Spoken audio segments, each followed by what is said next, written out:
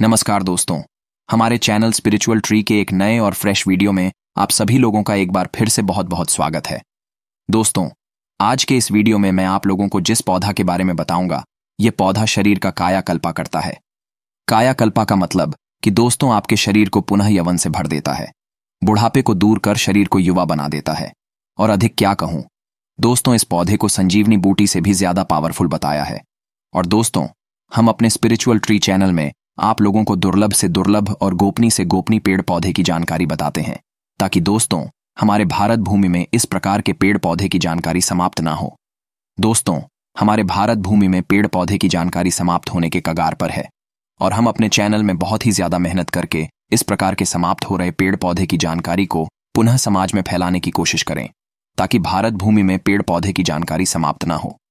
दोस्तों, भगवान शंकर ने इसकी प्रशंसा करते हुए यह भी कह डाला है कि इस पौधे से मनुष्य मृत्यु को जीतकर ब्रह्मदेव के समान आयु वाला हो जाता है।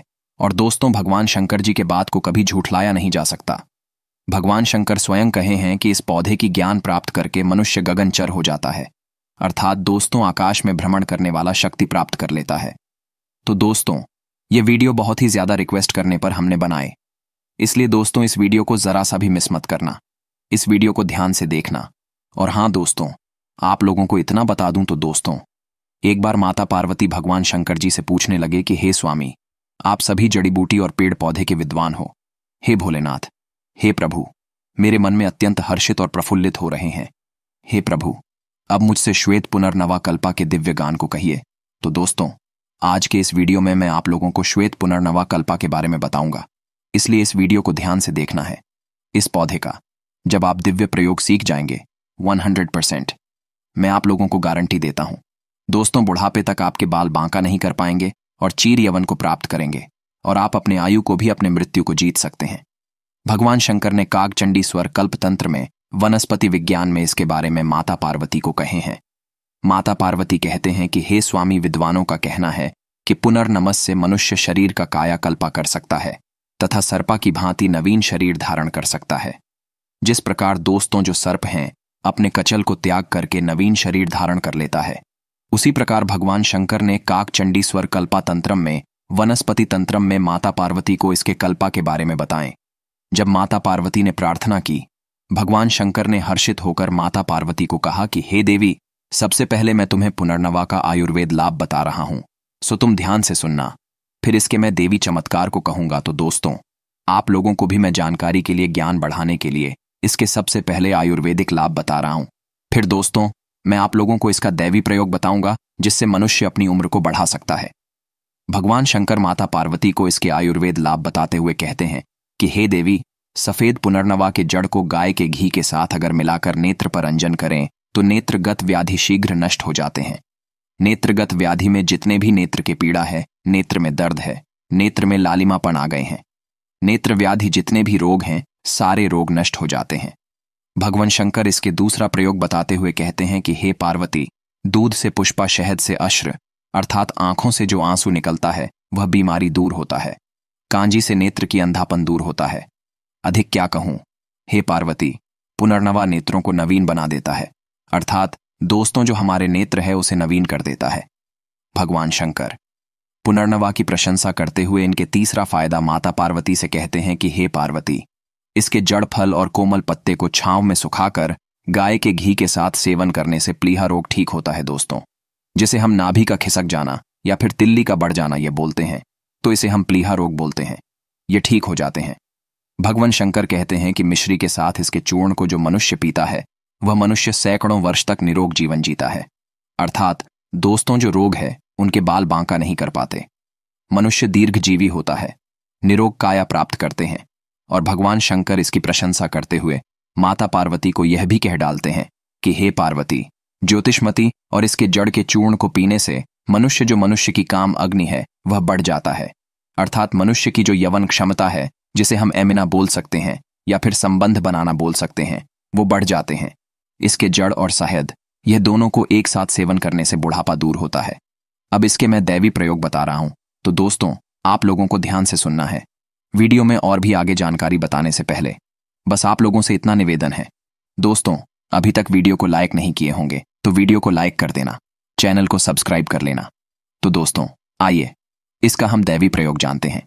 दोस्तों, रविवार के दिन जब पुष्य नक्षत्र पड़े तो पुष्य नक्षत्र में सूर्य उदय से पहले अर्थात प्रातःकाल जो सफेद पुनर्नवा के जड़ और पत्र है इसे इकट्ठे कर लेना है और इसके सूक्ष्म चूर्ण को घी और शहद के साथ आलोकित करके 1 माह के लिए घर के पवित्र स्थान पर रख देना चाहिए। आप लोगों को जानकारी के लिए बता दूं, घी और शहद यह दोनों दोस्तों सेवन करने से मनुष्य की मृत्यु भी हो जाती। इसलिए जब भी आप यह क्रिया करें, किसी वैद्य या फिर जो आयुर्वेद के अच्छे जानकारी रखते हो उनके समीप में रहकर के ही करना। तो भगवान शंकर कहते हैं कि 1 माह तक अगर घी और शहद के साथ आलोकित करके इसके चूर्ण को पवित्र स्थान पर रखें और 1 महीने बाद पवित्र होकर के बसंत ऋतु में प्रतिदिन एक निश्चित मात्रा में अगर इनके 1 माह तक सेवन करें तो हे पार्वती, इस दिव्य पौधा के प्रयोग से मनुष्य चंपा पुष्पा भाति अर्थात चंपा के पुष्पा के समान कोमल शरीर प्राप्त करता है, भोरे के समान उनके बाल हो जाता है और बृहस्पति के समान ऐसे मनुष्य विद्वान होकर के 500 वर्ष तक जीवित रहता है। हे पार्वती, इसमें किसी भी प्रकार का संदेह नहीं है दोस्तों। इसलिए मैं आप लोगों को वीडियो के पहले ही बताया कि यह जो पौधा है कोई साधारण पौधा नहीं है। इसकी प्रशंसा स्वयं भगवान भोलेनाथ ने और अनेक प्रकार के विद्वानों ने की है। तो इस वीडियो के माध्यम से मैं आप लोगों को और भी बताऊंगा। भगवान शंकर कहते हैं कि इसके जड़ में ताम्र उष्ण शांत होकर स्वर्ण हो जाता है।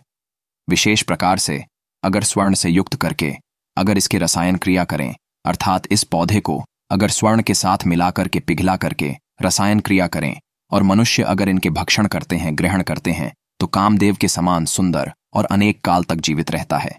इसमें संदेह नहीं है। तो दोस्तों, भगवान शंकर ने माता पार्वती को जो इनके देवी प्रयोग कहे सो मैं आप लोगों को बता दिया हूं। आप लोग इसे ध्यान से सुनना। इसके पाउडर का चूर्ण दूध के साथ सेवन करने से मनुष्य जवान और यवन रहता है।